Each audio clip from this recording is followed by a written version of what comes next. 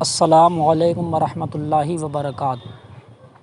لک الحمد یا اللہ والصلاۃ والسلام علیک یا رسول اللہ صلی اللہ تبارک و تعالی علیہ وسلم۔ معزز سامعین محترم، آج کی اس گفتگو میں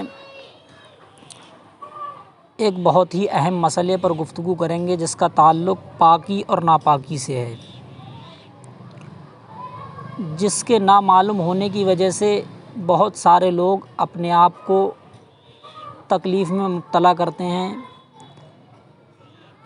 جس کے نامعلوم ہونے کی وجہ سے اپنی طاقت کا ضیاع کرتے ہیں۔ وہ ناپاکی اور پاکی کا مسئلہ یہ ہے، کسی ناپاکی کو پاک کرنا، یعنی کپڑے پر جو ناپاکی لگ جاتی ہے اس کو پاک کرنا۔ بات کو تو آپ جانتے ہوں گے کہ علماء کرام نے نجاست کی دو قسمیں کی ہیں، ایک نجاست غلیظہ اور ایک نجاست خفیفہ۔ غلیظہ کا مطلب ہوتا ہے جو زیادہ ناپاک ہو، خفیفہ کا مطلب ہوتا ہے جو کم ناپاک ہو۔ ہمیں ابھی اس پر بحث نہیں کرنی، بلکہ ہم دوسری قسم پر بحث کریں گے۔ علماء کرام نے نجاست کو ایک دوسرے طریقے سے بھی تقسیم کیا ہے، اور وہ تقسیم اس اعتبار سے کیا ہے، نجاست مرئیہ اور نجاست غیر مرئیہ۔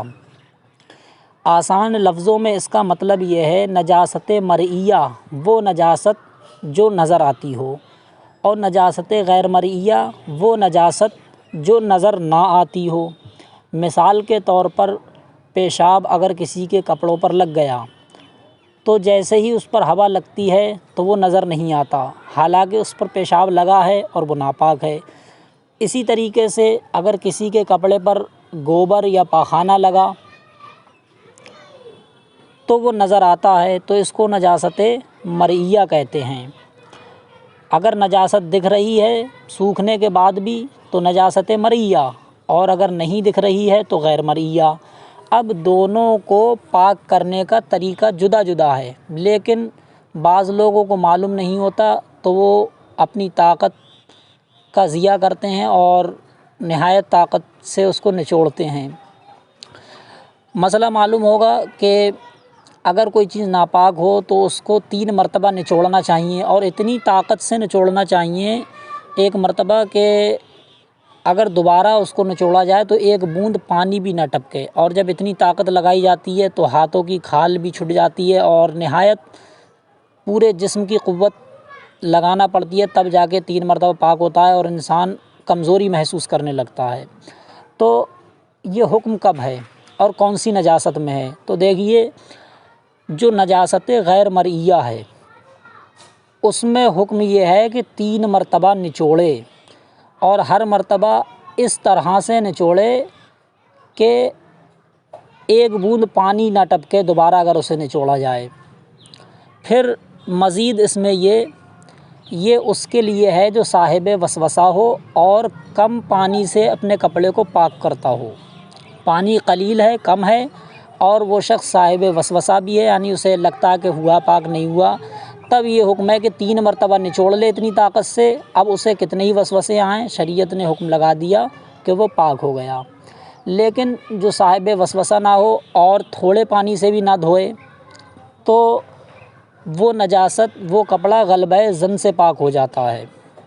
غلبہ ظن کا مطلب یہ ہے کہ اگر اس پر زیادہ پانی بہایا گیا یا بہتے ہوئے پانی میں دھویا گیا، ان 2 صورتوں میں جب دھونے والے کو یہ گمان ہو جائے کہ میرا کپڑا پاک ہو گیا، نجاست نکل گئی، تب وہ کپڑا پاک ہو گیا۔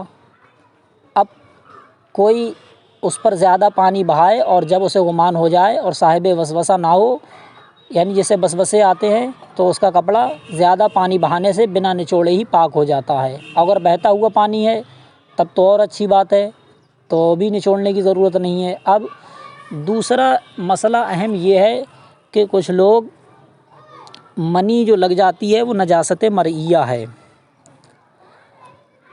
تو نجاست مرئیہ کا حکم یہ ہے کہ اگر یہ تو جو ہم نے بیان کیا یہ نجاست غیر مرئیہ کا تھا 3 بار نچوڑنا، لیکن نجاست مرئیہ کا رہ گیا۔ اب نجاست مرئیہ جو دکھتی ہے سوکھنے کے بعد، اس کا حکم یہ ہے کہ اگر وہ 1 بار دھونے سے پاک ہو جائے تو کپڑا 1 بار دھونے سے پاک ہو جائے گا۔ اگر 10 بار دھونے سے پاک نہ ہو، اگر 10 بار دھوئیں پھر بھی وہ نجاست زائل نہ ہو، وہ نجاست لگی رہے تو 10 بار دھونے سے پاک نہیں ہوگا، 3 مرتبہ تو الگ کی بات رہی۔ تو اب یہیں سے آپ سمجھ لیں کہ جو نجاست مرئیہ ہے سوکھنے کے بعد دکھتی ہے، پاخانہ منی وغیرہ، تو اگر وہ ایک بار دھونے سے بھی دور ہو جائے تو وہ کپڑا پاک ہو جائے گا۔ یہ ضرور نہیں ہے کہ آپ 3 مرتبہ پوری طاقت سے نچوڑیں تو پاک ہوگا، نہیں، بلکہ نجاست مرئیہ کا یہ حکم ہے کہ 3 مرتبہ نہ نچوڑیں، بلکہ جتنی مرتبہ میں وہ دور ہو جائے کپڑا پاک ہو جائے گا۔ اب کپڑا ایک مرتبہ دھونے سے بھی پاک ہو سکتا ہے اور زیادہ مرتبہ دھونے سے ہی پاک ہو سکتا ہے۔ اگر کوئی نجاست ایک ہی مرتبہ دھونے سے دور ہو گئی تو کپڑا پاک ہے، اور 2 مرتبہ دھونے سے دور ہوئی تو بھی پاک ہے، 3 مرتبہ دھونے سے ہوئی تب بھی پاک ہے، 3 مرتبہ سے بھی نہ ہوئی تو چوتھی مرتبہ دھوئے۔ اسی طریقے سے جب تک وہ دور نہ ہوگی جب تک کپڑا ناپاک رہے گا۔ بعض لوگ جو نجاست مرئیہ لگ جاتی ہے اسے 3 مرتبہ نچوڑتے ہیں، تو 3 مرتبہ نچوڑنا ضرور نہیں ہے اس میں، بلکہ اس کو دور کرنا مقصد ہے۔ اب وہ 1 مرتبہ میں ہو جائے تب 1 مرتبہ میں آپ کا کپڑا پاک ہے، اور اگر 1 سے زائد مرتبہ میں ہو تو 1 سے زائد مرتبہ میں۔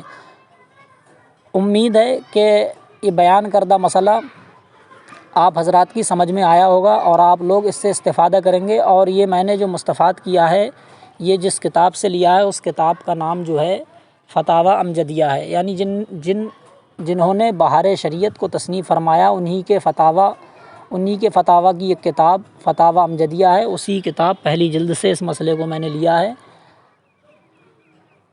نہایت ہی آسان ہے اور بہت ہی اہم مسئلہ ہے، لہٰذا اگر کسی کو کوئی خلجان ہو تو وہ ضرور اپنا مدعا کامنٹ باکس میں بتائے، اور دیگر مسائل اگر کسی کو ضرورت محسوس ہو تو وہ بھی بتا سکتا ہے، انشاءاللہ تبارک و تعالی اس کا بھی کتاب و سنت کی روشنی میں، فقہ کی روشنی میں حل پیش کیا جائے گا۔ وآخر دعوایا ان الحمد للہ رب العالمین۔ السلام علیکم ورحمۃ اللہ۔